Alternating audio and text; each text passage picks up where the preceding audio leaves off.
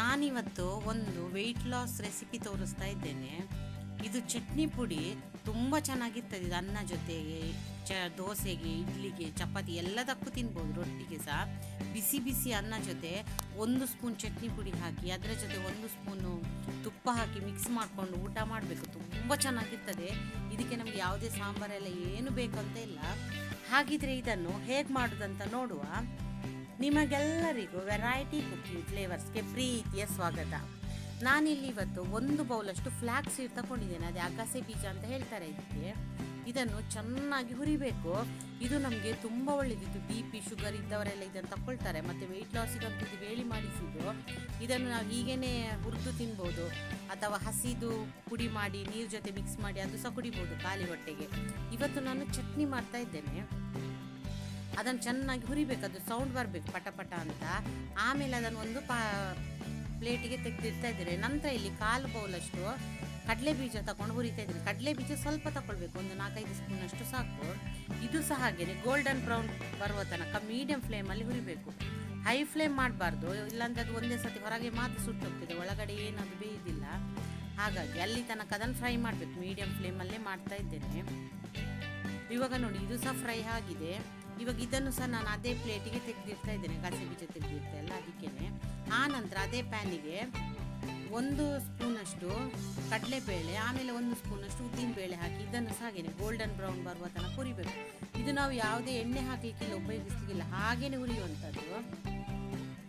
ನೋಡಿ, ಇವಾಗ ಇದನ್ನು ಹಾಕಿ ನಾನು ಫ್ರೈ ಮಾಡ್ತಾ ಇದ್ದೇನೆ.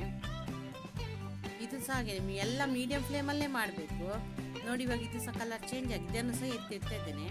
ನಂತರ ಇದಕ್ಕೆ ಅರ್ಧ ಬೌಲಷ್ಟು ಅದು ಹುಚ್ಚೆಳ್ಳು ಅಂತ ಹೇಳ್ತಾರೆ ನೋಡಿ, ಅದರದ್ದು ಚಟ್ನಿ ಎಲ್ಲ ಮಾಡ್ತಾರೆ, ಅದನ್ನು ಹಾಕ್ತಾ ಇದ್ದೀನಿ. ಅದು ಸಹ ಇದು ಬೇಗ ಇದಾಗ್ತದೆ, ಪಟಪಟ ಅಂತ ಆಗ್ತದೆ. ಅಷ್ಟರಲ್ಲಿ ಅದನ್ನು ತೆಗಿಬೇಕು.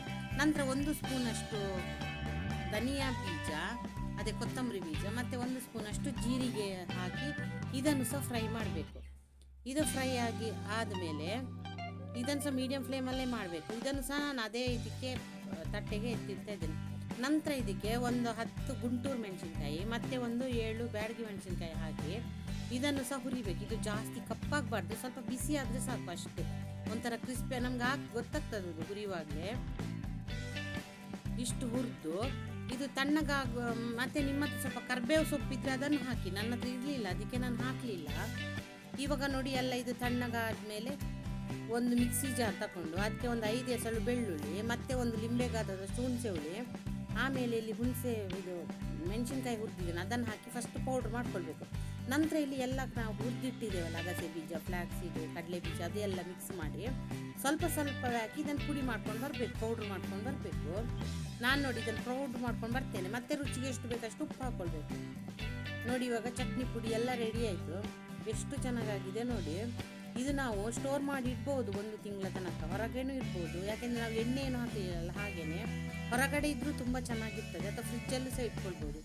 ನಾವು ಚಟ್ನಿ ರೊಟ್ಟಿ ಮಾಡಿದಾಗ ಅದಕ್ಕೆ ಸ್ವಲ್ಪ ತುಪ್ಪ ಹಾಕಿ ಮಿಕ್ಸ್ ಮಾಡಿಕೊಂಡು ಊಟ ಮಾಡ್ಬೋದು. ಇಲ್ಲ ಅನ್ನ ಜೊತೆಗೆ 1 ಸ್ಪೂನ್ ಪುಡಿ ಮತ್ತು ತುಪ್ಪ ಹಾಕಿ, ಅಥವಾ ಎಣ್ಣೆ ಸಹ ಹಾಕೊಂಡು ಊಟ ಮಾಡ್ಬೋದು. ತುಂಬ ಚೆನ್ನಾಗಿರ್ತದೆ. ನೀವು ಸಹ ಒಂದು ಸತಿ ಟ್ರೈ ಮಾಡಿ. ತುಂಬ ಈಸಿ, ಏನು ಇದಿಲ್ಲ ಇದಕ್ಕೆ, ತುಂಬ ಚೆನ್ನಾಗಿರ್ತದೆ. ಮತ್ತು ನೀವು ಈ ವಿಡಿಯೋ ನೋಡಿದರೆ ಲೈಕ್ ಮಾಡಿ, ಶೇರ್ ಮಾಡಿ, ಹಾಗೆ ಕಮೆಂಟ್ ಮಾಡಿ. ಇಲ್ಲಿ ತನಕ ವಿಡಿಯೋ ನೋಡಿದ ನಿಮಗೆಲ್ಲರಿಗೂ ಧನ್ಯವಾದಗಳು. Thank you.